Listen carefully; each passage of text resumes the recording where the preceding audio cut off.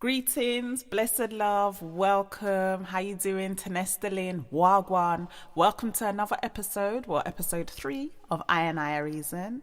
I'm your host, Miss Sinai Fleury, and as always, I'm joined with my wonderful co-host, Mr. Asher Heights. Upful, blazing. Yes, people, give thanks. Third week, we give thanks enough for the strong. Yes, give thanks, Rastafari. Yeah, we're on episode 3, the Trinity. Seal up. Yeah, so last week was a big week for you because you released your new single, Trad in Jar Road, featuring Luton Fire. How's the promo going? The promo is still going, still pushing, getting the music out there is the main mission. Getting the people to be aware and to know what going on. That's the focus. So we keep on pushing, and we still a push. Yeah, man, that's the way to do it. Yes, so, boy, this week's been full on. This week has been one of them weeks where I don't know how I crammed in so much stuff, but I got so much stuff done this week. It's been productive. True. Weekend came, and it's like, all right, I'm ready to chill out. And then guess what returns? Beast from the East. Dirty beast from the East, I see it. Yeah, I know. Well, they're calling it mini Beast from the East because I think it's only going to be here for a couple of days. But it just ruined my whole plans for the weekend. But give thanks. It's a temporary thing and a short one. Give thanks to that. True. It's Best amazing thing to do is just wrap up on the sofa, get a blanket, get your hot cocoa, and listen to InI Reason, of course. Yes, Rasta, do that. Yeah, man. So, boy, this week we're going to be talking about a documentary that aired on Monday the 12th of March, on BBC Two. And it was called Being Blacker. Now, it featured the one and only Blacker Dread. Light us up. Yeah, blazing. Blacker Dread, big up yourself. We was going to try and get Blacker on air with us, but it just didn't manifest. I think he's kind of got lots of stuff going on, obviously with the documentary just coming out. So we wasn't able to speak to him, but hopefully we'll be able to speak to him about the documentary in an up-and-coming episode. So Blacker Dread, big up yourself. Yeah, man, give thanks, King, man. Yeah, so very strong. Yeah, so you watched the documentary. What did you make of it? Wow, nah, go lie, big man thing. Couple times through the whole documentary, I kind of find myself couple tears falling down my cheeks. Nah, go around here, cause you don't know it goes start. I know a human being, I know is no iron, And if you see a warrior go through the whole thing, and from the start up till the day, you 55 now, don't it? Yeah, he mentioned his age in the documentary. He said he's 55. So from the age of 19, when the Empress, when the video camera, the filmmaker did the first film about him, from he was 19 up till 55, a whole heap of tribulation the man go through star. I know. Tribulation. When I was watching it as well, it kind of, it made me feel sad at some point because I thought, oh my gosh, like how much can one man take? Yeah, man. How much can one man take? But what I did like was the documentary. I felt like it was a realistic that's Blacker's life story first and foremost. Yeah. So for people to say it's negative and stuff, that's what Blacker was going through at the time. She filmed for 3 years with him. Obviously, if Blacker's 55 years old, that's only a small part of his life, what we were shown. Because she was filming over the course of 3 years, and that all happened in that short space of time. That's not a reflection of his whole life. That's not a reflection of all his achievements, like how some people are going on. It was a small clip of somebody's life. But what I did like about the documentary is that I found it very, very insightful, because I personally know Blacker Dread. Yeah. I used to go in his shop, and he always came across. He was always very happy, very positive, always willing to give you good advice. If you're coming in there with an idea, he will always encourage you in the right thing. True. Conversations I've had with him, he'd be like, yeah, you should do that. That's a good idea. And, always encouraging the youngsters to do positive. But what I did like about the documentary is that there was loads of glimpses of that spark that Blacker Dread has. Yeah. You see him talking to the youngsters, or you see when the man was saying police tried to take him, and then Blacker come and hold onto his hand and said you can't take him, or him playing an important part in his children's lives. Like, I felt like there was a lot that this one man was taken on. Not only was he a businessman, was he a musician, was he a producer, had a record shop, was a pillar in the community, was a father, he was a son. You saw him juggling all these roles, but yet he still managed to smile. True. That's what I liked about it. Yeah. That was a great part for I. For sister, through all the hills and the valleys and everything, all through these treadings, the man still a show a joyful countenance, and still a will you know what I mean? You know, see like him a drop off in any way, shape or form. Him still firm, still a will a joy. And it's an inspiration for InI to say, boy, yeah man, through it all, they still can smile. Yeah man, give thanks, smile all. And for those who ain't seen the documentary, I would encourage them to watch it. Yeah man. I would encourage them to watch it. Yeah man, it's real. I thought that word that will come to mind and watch it real. Yeah, because you watch certain documentaries and them try to edit this and clip this and re-rate this, and the man give it to you raw and real, and it's not like somebody might try to hide certain part or hide certain part. He might give it to you the way it is, a small summarized bit, but it still get the overall vibe of say boy, yeah. The picture, moral of the story is this man is been through great tribulation, and so great man been through great tribulation. So it proves say he's a great man, and we give thanks to that. Yeah, I mean, there was like so much. I felt like the documentary touched on. I mean, obviously, people are saying it could have gone into more detail, and you had an hour and a half. Okay, and I mean, there's people saying, "Oh, why was this shown on the BBC?" The reason why it was shown is because it was highlighting negative aspects of the black community, for example, killings, jail time, and them kind of things. That's why it was shown. We don't know why it was shown.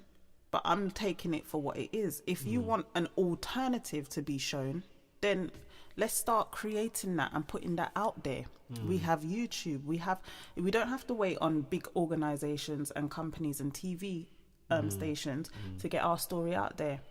Now all you need is a camera, and you can circulate your message on social media. You can put your little mini film up, and people will get it out there. Yeah, man. But going back to this documentary, I liked how open Black Dread was. Yeah. First and foremost, it was nice to see one of InI on the TV at prime time. When I mean InI, I mean a Rasta, because we don't normally get any airtime on TV. So it was nice to see one of us on the TV, and it was nice that Blacker was so open. Yeah, man, really He didn't have to. No. He didn't have to open up and show us his family and show us his mother's graveside and his son's graveside and talk about them things and show us inside his family home. Yeah. He didn't have to do that. No. That's what I'm saying, real. You know? Yeah, for real. Because like him, there was no boundaries and there was no borders. He just free it up, give you an inside look. So I go on here. It's me I say, like it or love it or leave it, whatever. That's how I go on in my life. I mean, I appreciate the vibes and give thanks to that. Yeah, man. And what I was saying to somebody today is what I did love about the documentary was how close him and his friend Naphtali still are up to this day. That Virgin and Naphtali star. Yo, Naphtali, big up yourself. Yeah, man, Naphtali, big up yourself. Anyway, the man, that is a true friend king. You know what I mean? You know, truly thick on the tin, all for one for all. Yeah, man, they are a real friend, man, a real warrior. You see me? And they are jovial and full of joy to see him, you know? So we give thanks. Yeah, man, they are give a spark to the documentary. Give thanks. Yes, but I think his story as well probably resonated with a lot of people that, you know, they didn't always make the right decisions in the past. They might have done sometime, and he was trying to turn his life around, but yet still he was coming up against all these obstacles. And I feel like that's what a lot of people can relate to. Whether you're black, whether you're white, if you've done jail time, it can be difficult to get back on the straight and narrow. And I felt like that's what Naphtali was highlighting. He was trying to do it. He was trying to do a legitimate job. Okay, it was a bit stressful. He had these arrears. He had this, but he was still trying. True. You know. And they don't really, the system don't look like it make no kind of easy road for you kind of get yourself back on track. It's like you have to kind of go back to the same old thing, keep on go back to the same old thing, and that's not really good. Yeah. You know, if you want to say you want to change society and clean up the place, you have to have some kind of reform ready for the youths them who made mistakes, because everyone make mistake, willing to make a change, can make a change. You know what I mean? Give them a chance, no? Yeah, man. So, for like I said, those who ain't seen it, I would encourage you to watch it. It's available on the iPlayer, so you can check it out. But the documentary started with they were filming Blacker's mum's funeral. So his mum was called Pauline Celestine Martin, who came from Jamaica, came to the UK in 1962, and basically when she passed away, she left behind 94 grandchildren and great grandchildren. Wow. So she's left behind a whole tribe almost of a big beautiful family. Yeah, man. You know, and then obviously Blacker is one of her children as well. True. You know, but I felt like it was nice to hear like a full circle story about a woman who came from the Caribbean, came here to start her life, and then we got to hear about one of her children. We didn't hear about the other children. We heard about Blacker's life story, and then what's happened with his children. We saw his daughter get married. You know, we saw glimpses of some of his grandchildren and his children, and then he was telling the story about his son Solomon. You know, and how his life turned out. And, you know, so I think it was nice to hear, you know, almost like from one seed, one woman, how one branch has, you know, gone through life. And I think it ended with Blacker talking, saying, you know, the racism that he experienced here. I was like, whoa. And he said he used to get racial abuse on the way to school, on the bus, going shopping, where he used to work in the football stadium, and the names they used to call him. You know, and I thought, you know, I couldn't imagine going through that and still, you know, you had that racial abuse when you was at school age. Yeah, man. You know? And the man said every single aspect of them, man. The man's up on the bus, the man's up on the train, at school, on the road, every single way I am life in turn there was abuse and there was... So there was no break. There was no break unless you're in your house. Yo. Everywhere you went, you're trying to shop, you're trying to pick up your groceries, your milk and your bread and your whatnot, and you're getting called racist names. I'm like, you know, I think we have to really... What I took away from this documentary is that I really, really appreciate what, you know, my forefathers who came here from the Caribbean, what they went through in order for me to be able to walk down the street and not get racist abuse. True. Like, when I say not get racist abuse, I mean so openly and blatantly. Yeah, because I still there, like him said, them sweep down the carpet and thing, and you know what I mean. But yeah, moreover, man, give thanks, man, because them come and pave the way, so I can have it easier. You know, in a certain way. Yeah, and I just feel like they're kind of like a forgotten generation. I feel like it was quite sad watching it actually, because I was like, yeah, a lot of these youngsters now, I mean, do they sit down with their grandma and ask grandma, what was it like when you came here? Do they even take time to do that? Or are they too busy like on their phone and on their social media and with their friends? Like, these are the conversations that we should be having. You know, sit down and ask them. If you've got elders in your family, like, sit down and ask them, what was it like?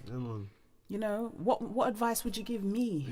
Now, so you won't make those same mistakes, right? Like that they've made, you know. Sure. Yeah, man. But yeah, that was Being Blacker, and it was an hour and a half. And you know, I liked how as well. For me, it was like when they showed his son in Jamaica. Yeah. So his youngest son was going to school here, and it didn't work out. They said, you know, he needs to go in a special school and needs to go in. They can't control him and all this kind. Oh, you know, this kind of negative stuff. But then, they made the decision to send his son back to Jamaica, and his son was just like in the top 6% of the class. Flourishing. Yeah, he was just like flourishing in the schools in Jamaica, and I thought that was nice to see, because so often we get told rubbish about the Caribbean sometimes. Do you know what I mean? Most of the time, if we hear anything, it's crime. There's a hurricane coming, high crime rate. Well, that's about it. We don't get to hear the positive sides.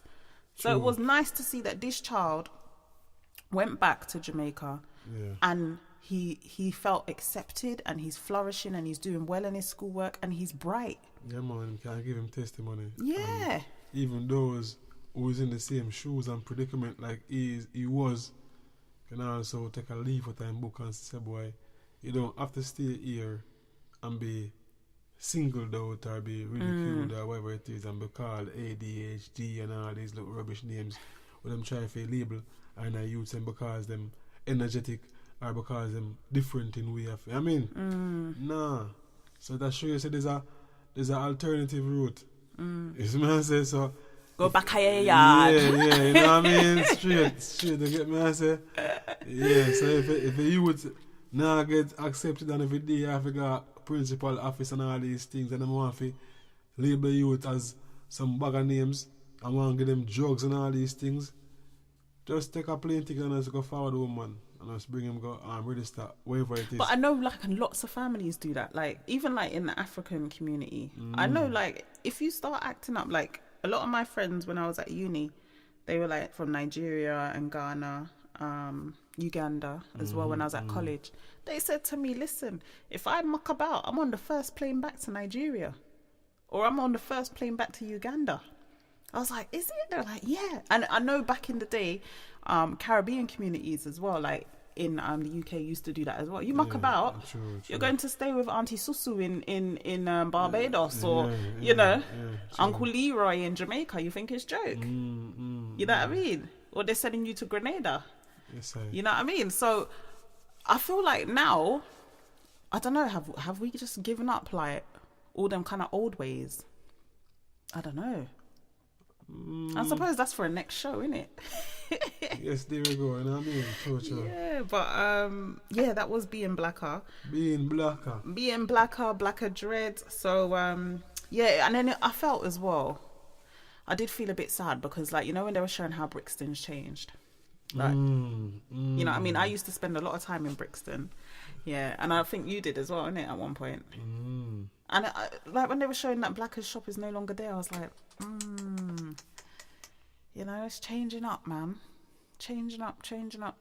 It's not, I don't know what to say. Gentrification, man. Yeah. What? You know what go already. Politics and politics. Yeah, the politics and all of that. Politics, you know? But yeah, we have to say big up to Blacker Dread for giving us Salute. Insight into your family life, Rastafari, and for sharing your story or a small part of your story with us. I hope there'll be a part 2.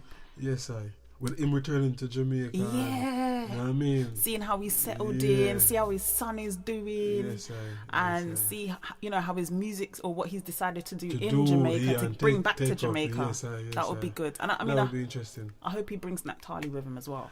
True. Yeah, I think a breakaway would do good for Naphtali. Well, straight. Yeah. And before we move off of this topic as well of Being Blacker, I have to say as well, his sister was amazing. She's such a strong woman who was really, really supportive of him. And I just looked at her. A pillar of strength for him. I can see it, like, you know, every time I feel a bit weak or a bit vulnerable or whatever it is, you know, she did it for kind of like, don't worry, give me an hug.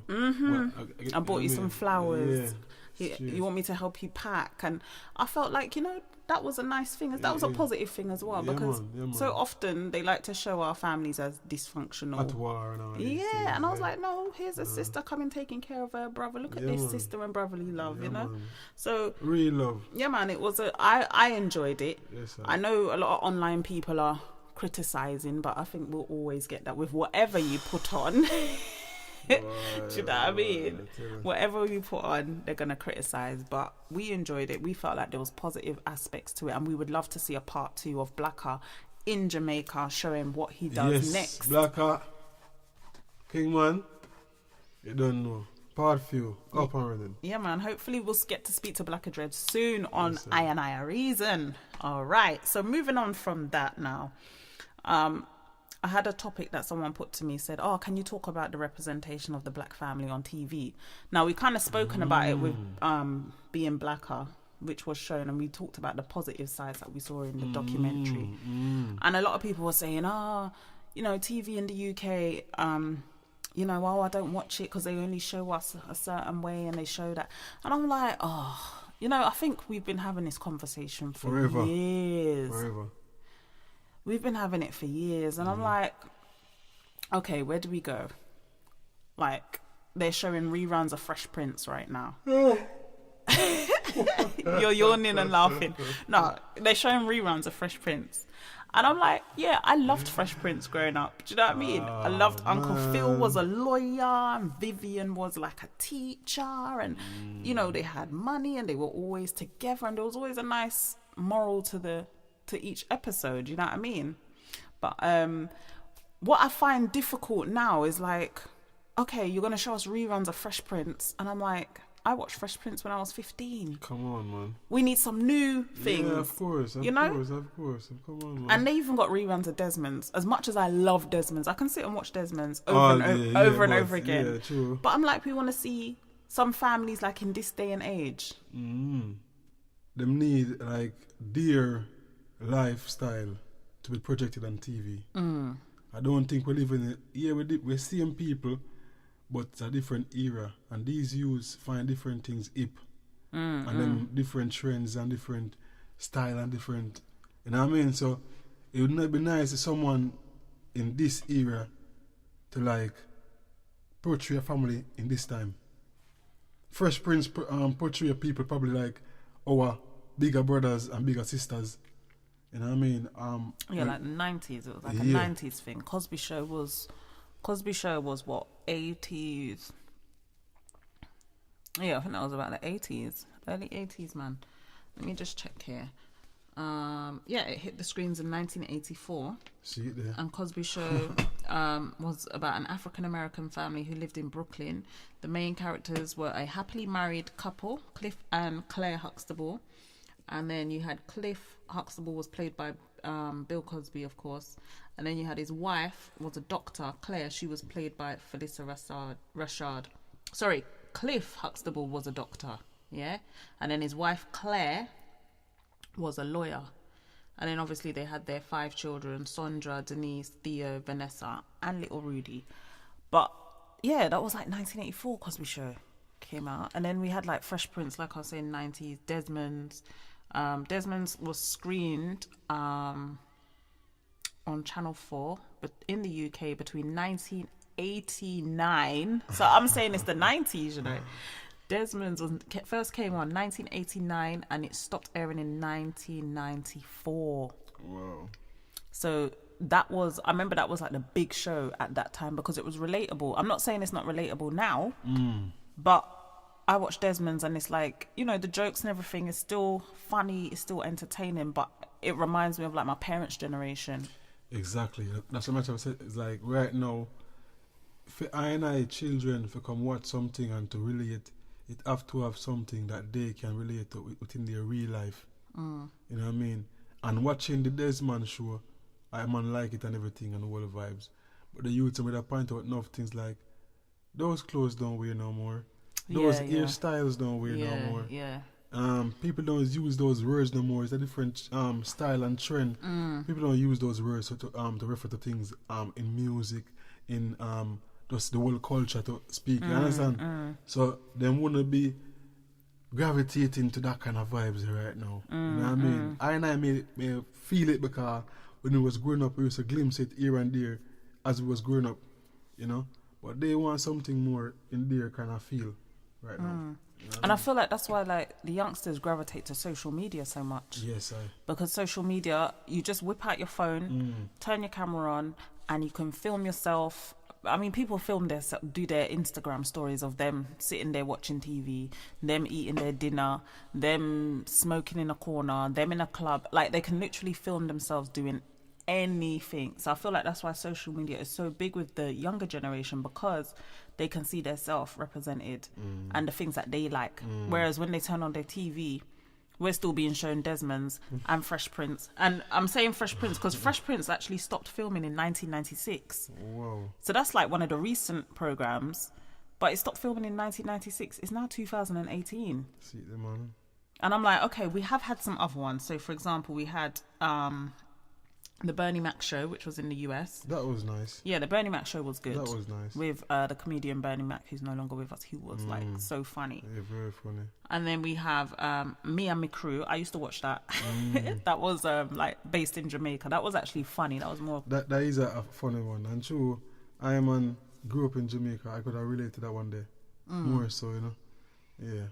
And then, I mean, we had like Everybody Hates Chris, which starred Chris Rock. That was quite cool as well. And then you had Keeping Up with the Joneses. That was filmed in Barbados. That one was good as well. Yeah, I used to like that. That one was good as well. With the family. I used to like that. They used to come on cable TV over here. But it wasn't on mainstream TV. But I feel like it showed a good side. Like it was like parental views, and there was also like children views, and them even showed like it's from an island vibes. It was filmed in Barbados, right?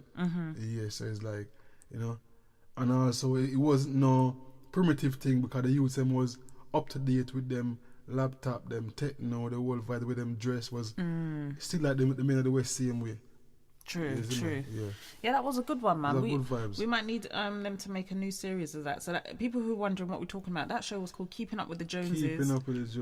And it was filmed in Barbados. It was like a Bayesian family. The father is very funny. Yeah, he was like, the thing I liked is like he portrayed like the typical Caribbean like father. Typical Caribbean father. Strict, serious. When I come to ramp, I'm not playing. Behave yourself. He was like really, really like, you know. And I was like, oh my gosh, yeah, he reminds me of so many dads I know. yeah man is a typical Caribbean man, you know what I mean? Very, very protective of him. And I mean, we're talking about reruns as well. Like even my children, like the other day I think they discovered Sister, and they were like, Mom, look, there's these two twin girls. I was like, yeah, it's Sister. I used to watch that when I was little. So they're now rerunning Sister as well. And I'm like, oh, like the children, my children can't be watching the shows I used to watch, that I grew up on. So, hold on a minute then now, yeah? Who is responsible for all these reruns, and why do reruns become reruns in the first place? Who is responsible for all these things? Because we are saying this right now, so we know we don't want to see no more reruns and things. But a years now we have said this, like I said earlier. A long time we have said we don't, cause every time you find certain season come, then bring back the same old films certain times. How do we get new films on TV? Because we can keep on complaining about the same thing, but how do we get a proper solution to this kind I think it's a long process. Like, I think what happens is, from what I understand, from knowing a couple of people in the industry, is that first you might come up with a brilliant idea. Say you got a script right now that you've written for a TV show starring, say, 4 or 5 young black men, 4 or 5 young black women, mixed race women, mixed race men, Asian men, you know, that represents London, and you got your script ready, is to go, you got the actors, everything. I heard it's a long process. You could film first. You might not have the money to film, the funding. So then you might approach a production company to ask them, like, pitch your story to them, to ask them if they want to fund it. They might be a bit, for us to give you the money, you might need to change the characters. You might need to change. Yeah, you might need to change the storyline a bit. Oh, it would be better if there was a villain, or maybe it would be better if there was a love interest. You know, and then you might have to change a whole story that it's not even what you intended it to be. You know, and then even when it's been financed, then you've gone through the production process and it's packaged and ready, then you've got to pitch it to the station for it to get commissioned, or not for it to get commissioned, but for them to air it. So it could be commissioned by a production company who'll say, all right, we'll pay you for it. But then for them to actually get it shown on TV now, that's a whole nother thing. You got to go to the big TV bosses. They might not like it. And you've just filmed and got everybody in it. Everyone's practiced all their lines, and you could have been filming for 2 years, and then they might say they don't like it. You know, that's just from what I understand from people that I know. It's a big gambling. But then that's why people are doing independent films. People are doing it themselves. They're like, you know, we're not going to go to these big mainstream TV channels for them to tell us no, they don't want it, after I've just told this young actor from Brixton that he's going to get his big break and he ain't got no other place to go. And you know what I mean? There's a lot riding on it. So people are now doing things independently. They're getting their own cameras, they're getting their own sound equipment, they're asking councils, listen, we need permission to film on your street, we're making an independent film. And I think that's the beauty of technology and the beauty of social media in this day and age, is that it's not difficult to do your own thing and to get the exposure you need. Do you understand? I think it's the way forward. I think it's the way forward, because I think along the way, approaching these big necks a lot of Big true, necks. Big necks. Yeah, big necks, you know. Fat cats and big necks. Yeah, big necks and fat cats. It's massive. Yeah, I think a lot of gems and a lot of genius ideas get thrown overboard. Yeah. Because it may not suit the you know what I mean? The right so-called whatever it is. They want to say it don't fit that image. You know what I mean? It don't fit their view. But it may be a gem, it may be a genius idea, maybe something where could have sparked change a long time ago, could have influenced long time ago. Like the inspired. idea you just came up with, right? And I was thinking, right, you shouldn't have said that on InI Reason, Asha.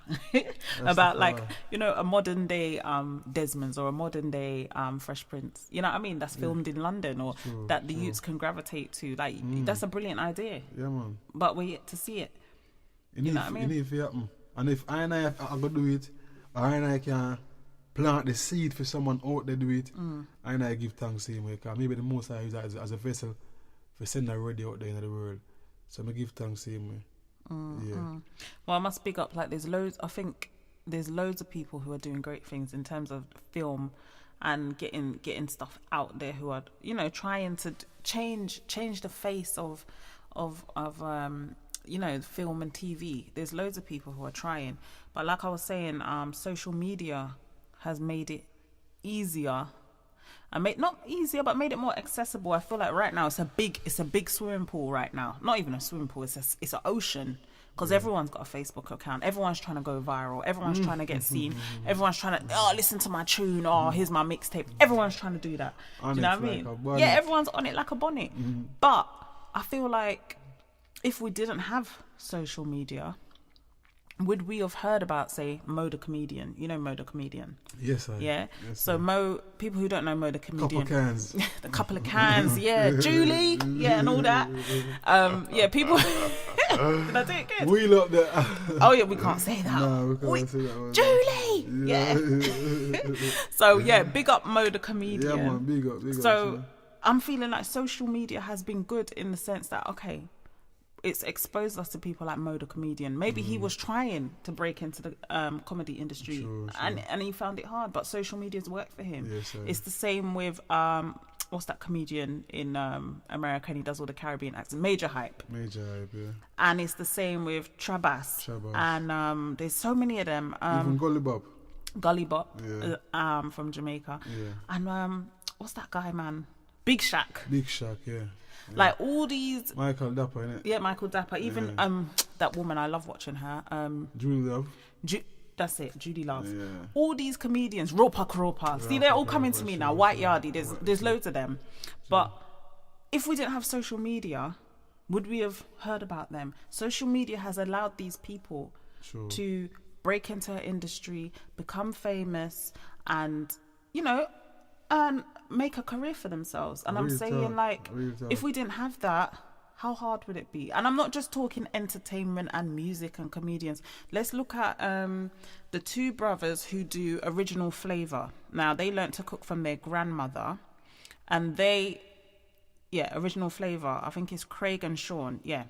Now, they're based in the UK, and they're Caribbean, they cook Caribbean food. Now, they exploded on social media because they were showing people how to cook Caribbean food healthily and easily. And out of this, they were seen, they were done newspaper articles, went on TV, and they've now published their own Caribbean book. And I'm like, okay, if it wasn't for social media, would people be taking notice of these people? True. You know, I feel like social media gets a bad rap, but there's good sides to it. You can make a career, you can launch your career and get your music heard, get your cooking skills heard, get your comedic skills heard, your artistic skills, your business out there, your restaurant, whatever it is, you can promote it on social media. True. But then there's a downside as well. Yeah, I see a lot of motivational speakers and you know, communicators also getting them big break off the social media same way, isn't it? Yeah. And even recently, Cargo, the virgin there from Jamaica, the artist there, even recently, after being quiet for so long, the internet has also helped him to propel his career again, to also getting a Billboard album right now. All right, let me check out. While you're talking about Cargo, I'm going to check him out on Instagram right now. I'm going to do a little Insta search pan Cargo. Yeah, with him little single called Walk a Mile in my show. You know what I say? I think it's a single way him write after being in some kind of vibes with his mother and thing, you know, him kind of he's a cry, you know. So what social media helped him to regain the communicate limelight? with the fans, and the fans basically just feel him and feel him pain and feel him I come from and just give her support and give her love, and it work. Okay. You know what I mean? Because he's been quite quiet. I think the last time I heard, well, not the last time, but I remember he got his big break with his tune, "Nah, hello, my friend." Sorry, my singing. I'm doing my singing skills again, Asha, man. You got to stop me. You got to slow me down. Feel free, man. Feel free. But yeah, he dropped that song, and that's how everybody was like, "Oh, who's Cargo?" That was his smash hit single, and then he had like lots of other hits after that. Then he kind of went quiet. Yeah, he went quiet for a while, and it's like, from my knowledge, he's been living abroad in America. You know, I think he used to live in Mandeville. Is it Mandeville? Yeah, I think it's Mandeville. He used to live in Manchester and thing. Yeah, what him leave from this and him go America and thing, and been quiet for a while. You know, and thing. But like recently, he's been coming more on the Facebook, more on the Instagram, and doing live videos, sharing his music, communicating with his fans one-to-one, and you know what I mean, over a period of time after expressing himself, crying, he's singing crying. Well, singing and getting emotional and crying while singing. Okay, about like what he's been through. What he's been through is like a pain where he might express, and the people them feeling pain, show the love and the support. And like me say, he kind of asked them to support the music, like, you know, don't do that thing and they did, and they pushed the single to #1 on iTunes or something like that, and then the album also went on Billboard, I think #5. So it's a good look, you know what I mean? So really, you can really change your life if you use social media the right way. Yeah, if you use it the right way, and if you know what I mean, you just dip on it, clock work, and network the real way. Well, he said on his I'm on his Instagram page now. It's Cargo_SkyGod, and he's got 47,000 followers. So imagine that, you've got 47,000 people who follow you, who are going to see everything you post, see everything you write. If you tell them to, they're obviously your fans. Yes, I. If you tell them to go and buy a song from you, right, that's 47,000 people going to go and download your album. Well, say half of them even. You know, you can, social media can be a good thing then. It can be a great tool. But then, as always, with the good comes the bad. Polarity. Yeah, flip side. Like we know, like on social media, there is a dark side, I would say. Like we're talking about all the good things, you know, promoting your business. Even not even just promoting your business, but even if like you want advice, sometimes you can go on like, you know, there's like, for example, investment pages tell you how to invest money, or give you tips on how to set up a business, or give you healthy tips of what to eat, how to work out. I feel like there's a lot of good things on social media, but then like we're saying, there's a lot of rubbish on there, and that's where I get worried for the youths, the youngsters. That's where I get worried for them, especially because I'm like, there's a lot of foolishness on there, and we can't pretty it up for people. There's a lot of foolishness on social media. No folly are going out there, no folly, big time. This is what I say, and there is no filter.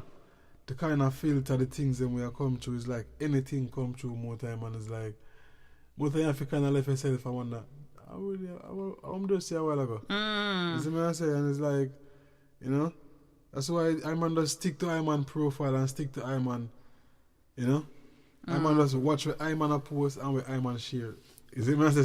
So what, you don't follow no one? I follow ones and ones, you know. Don't get twisted, you know. No, I follow ones and ones, but I say, I'm not too where people are post too much. Because you never know where they might post. Yeah, I think for me, like, I took a break from social media because especially over the last couple of years, it was especially like with what was going on in the US with like all those police killings, and people wouldn't even warn you. You know, you'd go on, log into Facebook to try and send a message to your family in the Caribbean or something, or wish someone a happy birthday, and then on your timeline you'll just be seeing, you know, someone being murdered in front of you. And I'm like, I don't want to see that. And for me, it wasn't like oh, you want to live with your head in the clouds. It's not all rosy. This is real life. Right? I understand that. But how many of these videos are you going to watch? Yeah. Yeah. And feel a certain way? Yeah. And then you can't do anything. You can't bring him back. You're not in the same country. How many of these videos are you going to watch? And it's not even just the killing videos. I was like, listen, I ain't watching them. It's the fighting videos. It's parents licking their children and molesting videos. Molesting videos. I ain't seen no molesting videos. Well, I've heard of a couple. I haven't seen them myself. You see, that's a different kind of low now. I've heard of a couple of them. No. We need to stop sharing these kind of things. Don't share negative to people. Don't do it. Don't share folly. You know what I mean? If it's something we're not up full and not upright, don't stop it. We reach out, make it stop right there, sir. Don't share it on for more and more people. I say the same negativity and I bring children fighting. You know what I'm saying? Children fighting, women cussing, people slapping their children, shaming their children. Like, I'm like, okay, like all these things, like, there used to be a place for them. Sure. You know, and I feel like we kind of lost our way. Not everything has to go on social media. No, I really talk. Not everything has to go on social media. And everything we do, you have to share it for the world to see. You know what I say? Yeah. If you keep something for yourself and for your family and for your... I mean, just keep something for yourself, man. I feel like we've become oversharers. Like, nobody's private anymore. Like, they'll be like, oh, are you on Facebook? And then say if you haven't posted a picture for like 3 months.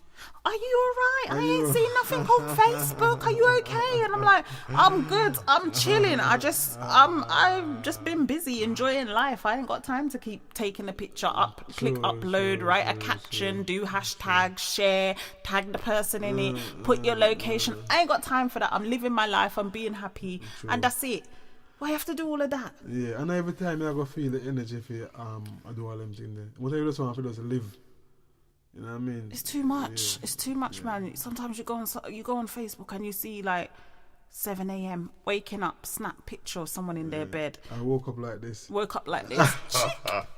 Then you got like, oh, having my breakfast. Chick, they take a picture of the toast and tea.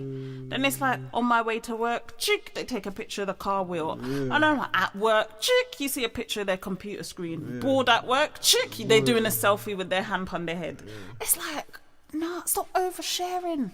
Yeah. Stop oversharing, man. I really thought, man. Yeah. I think if it's not something to make you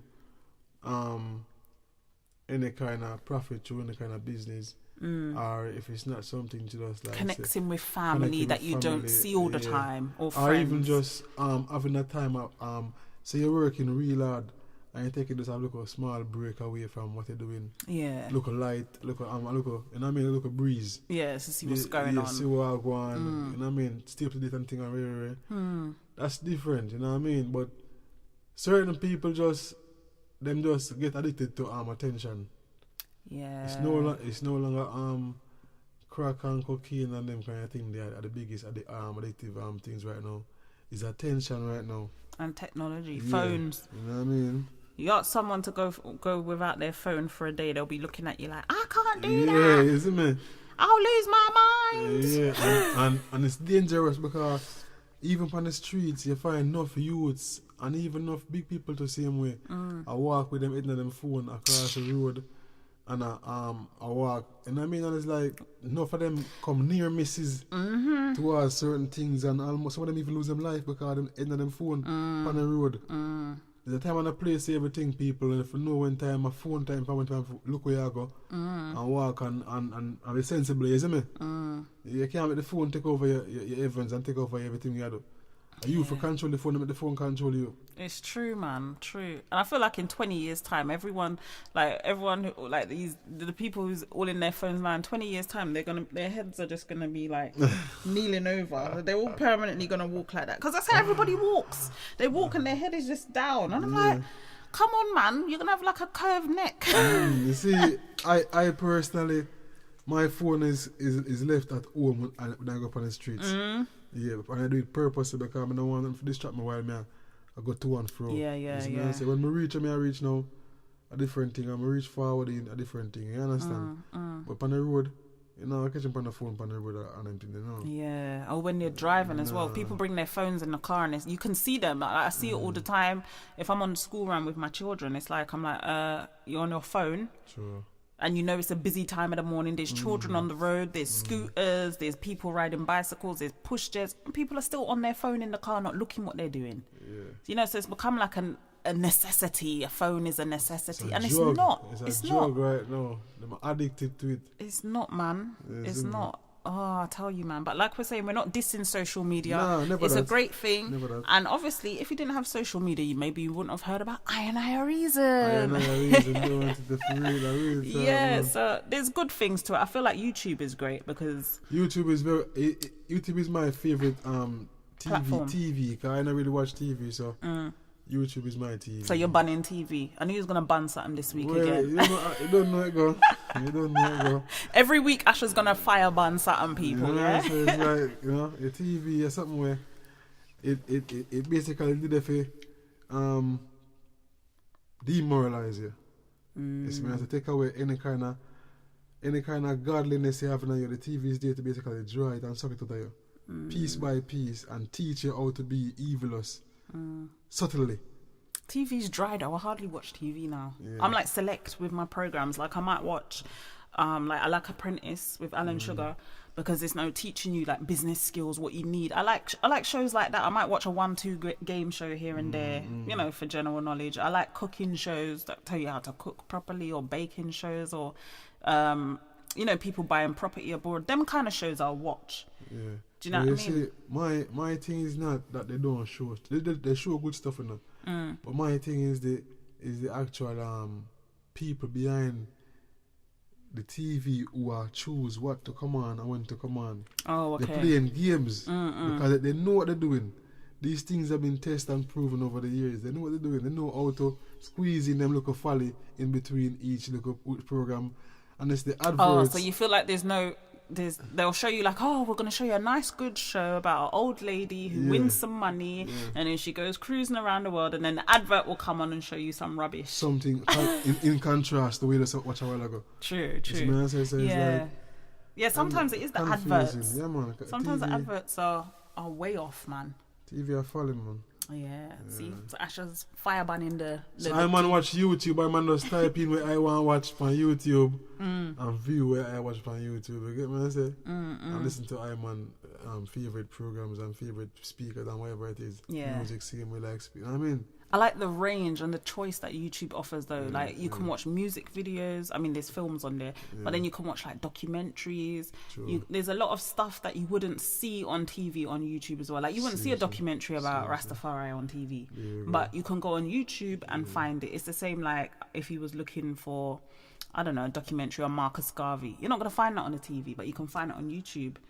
And I feel like that's why that's why YouTube's so popular, because anything you want to find, you can find it on YouTube, you know. So yeah, man, that's social media. Just use it wisely, guys. And we're tired of all the negative vibes, man. Stop sharing them. Too much of the negative things. Stop sharing it and circulating it. And you know, we want to see. I like this hashtag that's going around at the moment, called Black Excellence. Now I don't know who started it. I know a certain rapper in the US, Diddy. Is it Diddy now? Yeah, Diddy's been sharing the hashtag and promoting, like, you know, some good stuff that youngsters are doing. So I like that hashtag. People search for it on Twitter, Instagram, and just click on Black Excellence, and you're going to see all these great stories about ordinary people doing good things. Whether it's they've graduated from college, whether they've just bought a house, whether they've bought their mum a house, or they've learnt to drive.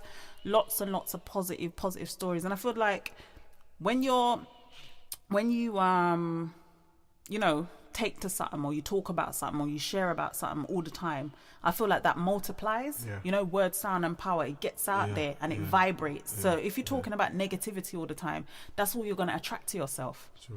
Do you know what I mean? So there's positiveness out there. You just got to search for it, and you'll be surprised how it will change your mood and your mind about what's going on in the world. You wouldn't feel like, oh gosh, it's all doom and gloom, oh, everything's going wrong. You'll be thinking, that, you know, that little boy I saw on the internet the other day, you know, it made me smile. You know, it's not all we're all killing each other. That's not what's going on. Nah, but they would like you to think so. You know what I mean? So Yeah. the media, the famous media, they would like for people to think that boy the main thing we are going to be a doom and gloom in the world. And that's how people, you know, if you look around, there's many things going on that's lovely. You know what I mean? There's still kindness in the world. There's still good people in the world. Yeah. And there's still goodness going on in the world, and that's open and see it, you know? Yeah. I think that's what we should do. We should set ourselves some homework for next episode. You find a good story. True. And I find a good story, and we'll talk about it next week. See it. Yeah, man. All right, so that was episode 3, the Trinity of InI A Reason with me, Sinai Flary, and my co-host, the wonderful Mr. Cupful. Do give thanks. Asha, man. Yeah, man. And as usual, if you want to get in touch with us, don't forget to email us at iniareason@gmail.com. That's iniareason@gmail.com. And use the hashtag InI podcast for us to find your comments online. You can follow us on what, Asha? Instagram, Facebook, and Twitter. Yeah, man. And we're on Asha's favourite platform. Yeah, man. Subscribe to the YouTube page. CMA. You get me? InI podcast. All the videos are there. All the episodes are there. And we will see you all next week. Remember, walk good, pray, love one another, spread positivity, keep your head up. You are fantastic. And Jah is our guide. My name is Sinai Flary. He is... Cupful, they don't know. We're always giving thanks to life. For Asha Heights, you know.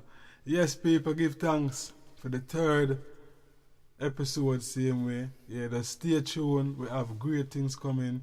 Good vibes always. Stay strong, stay alert. Put the Most High in front. Stay blessed.